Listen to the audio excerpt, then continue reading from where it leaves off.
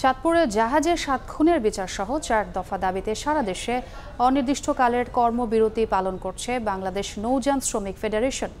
এতে বন্ধ জ্বালানি তেল, সারসহ বিভিন্ন পণ্য খালাস কার্যক্রম, স্বাভাবিক আছে যাত্রী পারাপার।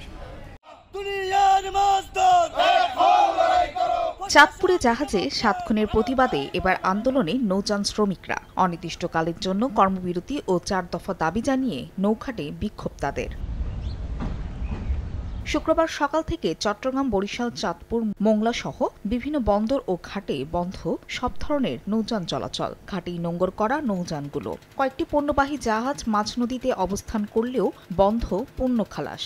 এতে বিপাকে ব্যবসায়ীরা। জাহাজের স্টাফ যে আমাদের সাথী ভাই হত্যা হয়েছে তার সুস্থ তদন্ত করে যে প্রকৃত আসামি তার ফাঁসি চাই। যতদিন পর্যন্ত আমাদের এই দাবি না মানবে ততদিন আমাদের কর্মবিরতি চলবে। পণ্যবাহী জাহাজে শ্রমিকদের নিরাপত্তা, চাঁদপুরে জাহাজে ৭ খুনের ঘটনা উদ্ঘাটন এবং নিহতদের পরিবারকে ক্ষতিপূরণ দেওয়া সহ বিভিন্ন দাবি আদায় না হওয়া পর্যন্ত এই কর্মবিরতি চলবে বলে ঘোষণা দেন নৌ শ্রমিকরা। তবে দুর্ভোগের বিষয় বিবেচনা করে আপাতত যাত্রীবাহী নৌযান কর্মবিরতির আওতামুক্ত থাকবে।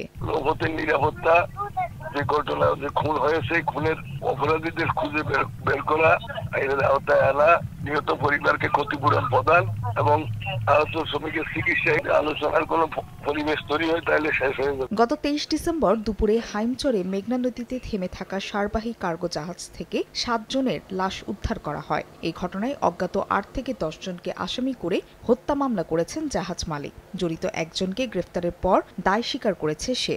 শিল্প মন্ত্রণালয় ও চাঁদপুর স্থানীয় প্রশাসন গঠন করেছে আলাদা তদন্ত কমিটি।